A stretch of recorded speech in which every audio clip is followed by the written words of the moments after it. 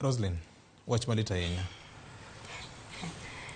Vioje, ing'eni king'iyo gik matimre go tido gi penjri ni to katiba mane wayudo mane wagore ne mokadho higni 20 ne en katiba ma koro sani ng'ato nyalo kawo to keto tenge to wacho ni koro sani koro ane loch ok onyal tiyo gi katiba nikech gima waseneno kotimre ndalo manobet gi ting'eni ka wawacho jomotho mowacho ni chopo ji 30 mago jomotho chakre tich adek Wednesday nyaka sani.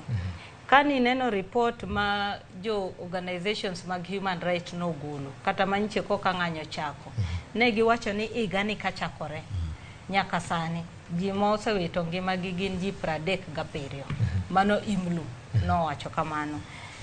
Kani neno Amnesty International be nowacho ni chakre higa ochakre jomosewito ngimagi gin ji 30 to ne giwacho ni jomohinyore gin ji 67 mano kanyiche pok wadonje mang'anyo mano gikni. Koro kidok ming'iyo gik miwacho gi tiyudo kama wantiere wan kama rach ahinya nikech ineno kata genocide nochako gi joma notho ji 80. Koro sani kama wantiere ni kanye maparo ni Kenya dhiye.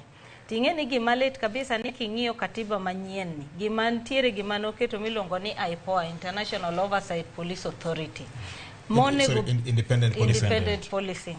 Manyiso ni sasa mobilo wuok motiyo gi bunde ne onego beni ntiere report ma IG miyo IPOA kawacho ni kamano obete tiwacho ni reasonable force. Manyiso ni reasonable ni nyalo yudo kama koro obila nitiere onge gima amora monyalo timo. Koro bunde ne gimotimo ng'owa emodong' godo. To kendo bunde no kotiyo go nyaka ballistic team mane na dieri kaka no tiyo kode no ne en gima ne nyako timo ng'owa otigo. Kineno ripode mosewuok jomosewito ngimagi kata jok mose go gi bunde ng'eny gi ogo gi toke. Kani neno report mane owuok ng'eny gi no ogo gi toke. Nitie kata ng'ama notho Migori miwacho ni notho gi tear gas canister no muoch monegi suffocation. Korido gi penjri niya kama Kenya chope wanyalo bet ni koro obila koro niya kamano mobila koro onge ng'ama ng'iyo obila nyalo timatima kaka dwaro to joma ntiere loch to nyisogi ni obila utimo ng'owa utimo maber.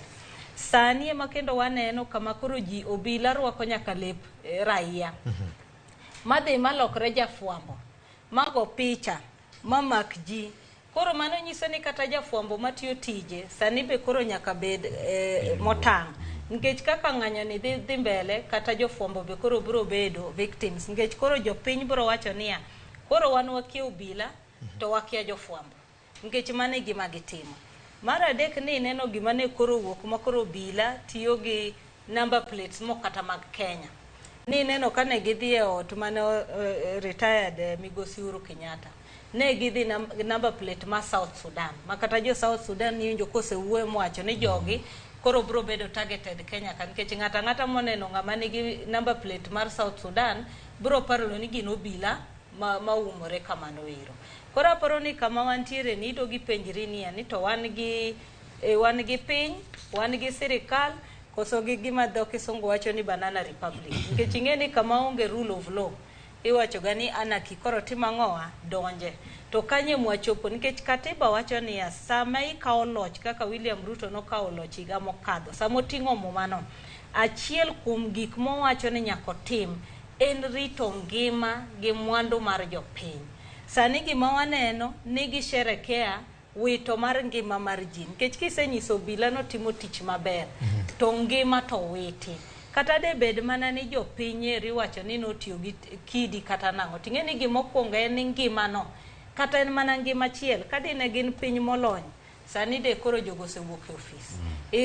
Kineno ga kata ng'ata chiel e demonstration kotho to en wach maduong' malich to Kenya kata en wach mar kawaida kwana ni adimu anego tudhi mana mbele manyiso ni ngima National Police Service kata Ministry mar Interior poko wuok golo statement mawacho ni ji adimo osetho ji adimo hinyore gin gi siku mania wasemako ji makama. Mane gima ne IPOA wacho ni king'iyo chik wacho ni within 24 hours onego beni ntiere report ma Inspector General of Police Jafeth Kome miyogi manyiso gi ni ng'anyo mane ntiere kata piny kane itimo operation ji makama no negi ji ma kama nohinyore, kama e gima notimore. Ripod no nyaka sani commissioner mar IPOA John Waiganjo nowacho ni pok giyudo kata achiel. Manyiso ni ema ni joka chako ni nyaka bede ni jogi okawo chik to wacho ni koro wa suspend. Nikech ka giluwo chik, sani no onego bed ni IPOA golo list mawacho ni wan nyaka nche ng'anyo chaki.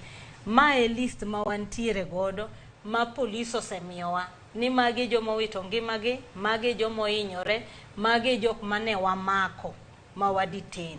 Tineno kata sani koro jilal, o kata ni makini kata nango, iwacho ni gimoduoge ilongo ni detention without trial.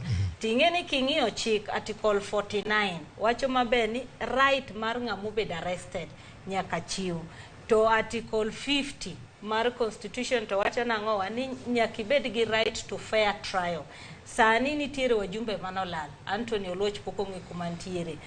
Mane ntiere leader mar Mungiki Maina Njenga, jikia kuma ntiere nyaka go wadgi nyaka gipiene. Ni neno kata bloga Pauline Njoroge no mako atamu kuchuchu. Mabe kata nyoro kani nene mbui ne wacho ni polise manomake.